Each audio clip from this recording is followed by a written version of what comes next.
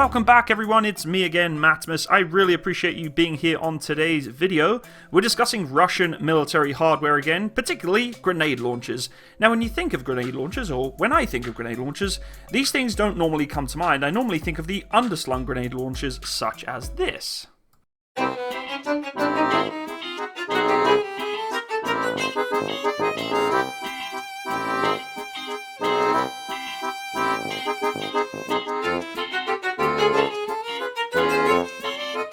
However, today we're looking at something a little bit more special than just an underslung grenade launcher. Now, the Russians are very, very good at suppressive fire, a lot of fire, and when they do fire, it is either an extremely large round or something that is going to do something really nasty at the end. Whether it be thermobaric rounds from a 2AS1 Buratino, or if it's just a mass amount of grenades flying down range, this weapon system is definitely ticking the box for fear factor. Now the AGS-30, which is what we're going to talk about today, is a Russian-designated automatic grenade launcher currently in production with the Russian Federation and in service with the Russian Armed Forces. The AGS-30 began replacing the AGS-17 in Russian service in 1994. After the dissolution of the USSR, Russia found itself in quite a difficult position in the First Chechen War. After the success of the AGS-17 in Afghanistan, the KBP Instrument Design Bureau immediately began work on the new grenade launcher. Clearly, these weapon systems were working very, very effectively at being able to suppress enemy formations, whether it be in the mountains, in the plains, or anywhere else for that matter. The Russian army needed a weapon that could easily flush out militants out of their fortified buildings, hideouts, and leveling them within seconds. The new design proved to be reliable and extremely lethal. Many improvements were given to the weapon, and its ability to stay undetectable by the enemy, have reduced sound when firing, reduced flash when firing, and the lightning speed of the grenade actually flying out of that barrel made the AGS-30 very hard to detect and very easy to maneuver, whilst giving a massive amount of firepower. It can be operated from almost everywhere, from attaching it to a window, to muddy surfaces, grassy surfaces, sand, and with the bipod and tripod systems, this thing is almost deployable on anything, whether it be a vehicle or dismounted on troops, carrying it into different segments and deploying it with just a couple of guys. It was officially adopted in 2002 by the Russian Interior Ministry of Troops. The AGS-30 is much simpler than the AGS-17, using 40% less parts. And of course, with that being said, it's much lighter than the AGS-17, and as I mentioned, could then be easily deployed by small teams on the battlefield. When mounted to a vehicle such as a BMP, the speed of this firing and the amount of ammunition that it could fire provided an extremely admirable support asset for any troops on the ground being supported by infantry fighting vehicles. This allowed for troops to move in with cover without having to worry about rounds being placed on them before they got to the area that they had to engage. Some of the other differences include only one rate of automatic fire, though again the cyclic rate is low enough that a gunner can squeeze off short bursts and single shots with minimum of practice. The operation of this system is blowback, using a heavy buffer bolt in sear with an additional counter recoil buffer on the AGS-30 system, which actually further reduces its recoil. The bolt uses a very long recoil buffer spring, and cocking is a simple lever or pull string that can be attached to that lever. The same sight was used from the AGS-17 to the AGS-30. The PAG-17 2.7 optical sight on the AGS-17 is used along with the backup iron sights, which can also be used for the AGS-30. The tripod is a new lightweight model weighing only 5.7 kilograms, allowing the troops to carry it just about anywhere. The lighter weight of the weapon decreases the standard crew for the AGS-30 to basically 2 men. If you're really strong, just 1 guy. A variant of the AG-30 is also designed for mounting on vehicles and tripods without any further modifications needed, but it does also have the PGA-17 sight. There is no changes to sights on this weapon system between vehicle and infantry.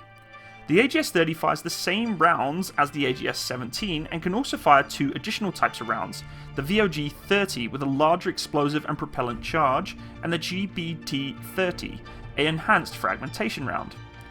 The weapon system is chambered for the same 30 by 29mm cartridge and weighs only 16.5 kilograms completed with its tripod.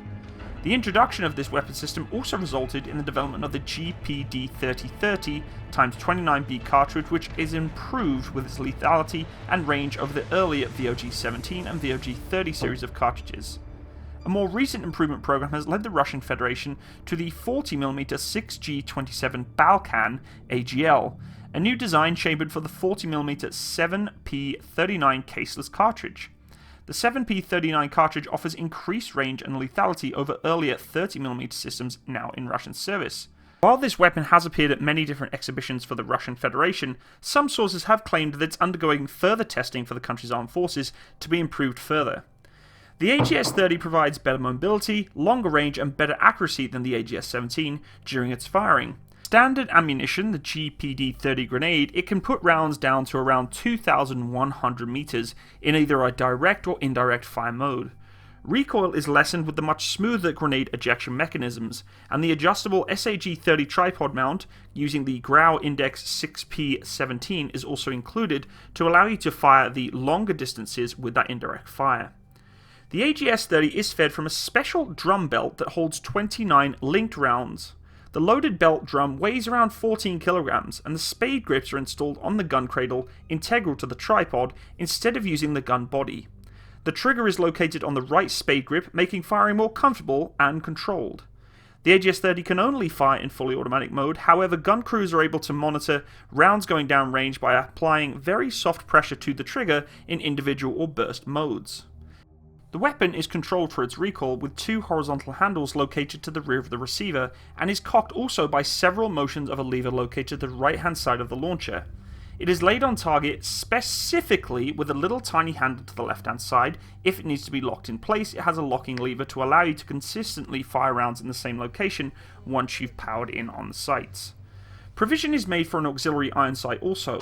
The 30mm rounds that are fired are provided with highly sensitive fuses and self-destructors that operate after 30 seconds of firing. This reduces the risk of unexploded ordnance or rounds that have not exploded on impact to the troops on the ground when moving through positions. Of course, this weapon system really is there for suppression of enemy positions, not for accurate sustained fire. The great thing about these weapon systems is they really don't require to be accurate. The fragmentation is doing most of the work, and when enough of these things are placed on the battlefield, they're able to suppress up to a company level of troops with only 3 platforms on the firing position. The only problem with these kind of weapons platforms is ammunition retention. Once you deplete your 29 rounds in that drum, you're going to need a lot more. It chews through ammunition extremely quickly, and this can actually be a bit of a defeating purpose of the weapon system itself. The problem is that when you have a weapons platform like this, it eats a lot of ammunition and extremely quickly. That 29 round drum is only going to last you so long, and if you don't have the logistics to be able to provide more ammunition to it, you're kind of starving and defeating the entire purpose of having a grenade machine gun. The great benefit is that it is versatile, light, and able to support light troops very, very quickly. Unfortunately, it does not have that sustained firepower that you wish to have on such a vehicle-mounted grenade machine gun such as the Mark 19, which for the most part is never really deployed in a light role when moving into a attack or even a defensive battlefield scenario, because they're just too big, cumbersome, and the 40mm grenade, although only 10mm bigger than this, does make a bit of an impact on its size, its weight, and overall efficiency at being able to be moved across the battlefield very quickly.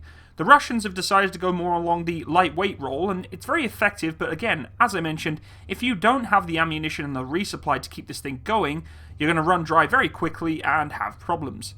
Of course, the Russians, though, don't do things by halves. They have tons and tons of these things available, so those drum mags are going to be constantly supplied and flowing to the front. I know for a fact you're not going to be carrying just 1 or 2 of these drums on your back. You're probably going to be carrying about 3, 4, maybe even 5 or 6 of these things as a 2-man team. But in doing so, you're reducing the overall capability of those 2-man teams because they're having to carry a lot more stuff with them, which in some regards defeats the purpose of actually having a grenade machine gun in the first place, because you want it to be light and versatile, at the same time providing a lot of firepower, and if your troops are tired from carrying all the damn ammunition for it, going to cause some problems. Overall, though, this is an outstanding piece of military hardware, and I would love to have just one chance to fire this thing. It'll be a lot of fun. I fired the 40mm Mark 19 grenade machine gun. Great piece of kit, but this looks just as fun. I'd love to be able to see how heavy and how versatile it is at carrying across the field. It'd be interesting to have a go, but of course it's never probably going to happen. Guys, I hope you enjoyed today's footage, and if you did see any mistakes or things that I need to improve on, please feel free to leave them in the comments section below. If you want to subscribe and follow my channel, then please do so by hitting the little subscribe button and the little bell button by that subscribe button to be notified of any upcoming videos. If you wish to support my channel, please go check out my Patreon page, which is in the description box below, and I do have some merchandise that if by some chance you would like to take a look at, you're more than welcome to. And if you want to come have a chat with me on Discord, my Discord link is also in the description box below. Hope you have a wonderful day, folks. All the best. Bye-bye.